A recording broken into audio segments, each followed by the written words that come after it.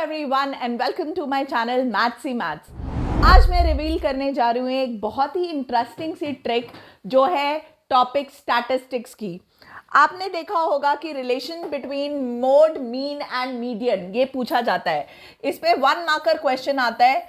अब बच्चे क्या कंफ्यूज होते हैं कि उन्हें ये नहीं पता चलता कि मोड, मीडियन एंड मीन इनके बीच में रिलेशन को याद रखने का इजी तरीका क्या है, यानी कि सबसे सिंपल ट्रिक क्या है। अब ध्यान रखिए आपको याद कैसे रखना है। मोड जो है वो होता है सबसे बड़ा नंबर।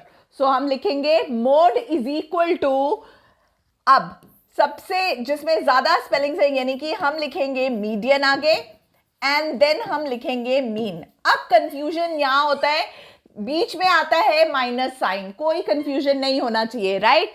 अब कंफ्यूजन यहां होता है 3 कहां आता है, कोफिशिएंट 3 किसका होता है, 2 किसका होता है।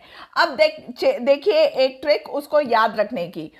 यहां पे पेयरिंग बनाइए, 1 पेयर, 2 पेयर एंड 3 पेयर। तो मतलब कितना पेयर हो गया, 3 पेयर। तो यहां आया 3।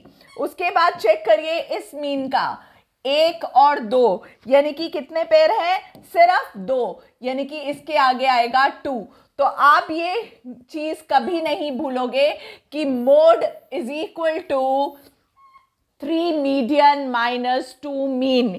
ये फॉर्मूला होता है जो आपको 1 नंबर के क्वेश्चन में भी पूछा जा सकता है। एंड सपोज करिए कि कोई 4 मार्कर क्वेश्चन आया जिसमें उन्होंने आपसे मोड, मीडियन और मीन तीनों पूछा है, तो आपको पता है कि मीन की कैलकुलेशन में थोड़ा टाइम लगता है, तो आप मोड एंड मीडियन निकाल सकते हो और फिर ये फॉर्मूला यूज करके आप मीन निकाल सकते हो। तो ये था आज का ट्रिक।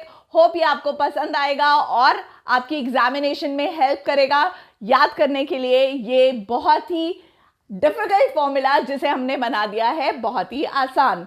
सो ऐसे ही और ट्रिक्स के लिए let's learn, like, share and subscribe mathsy maths.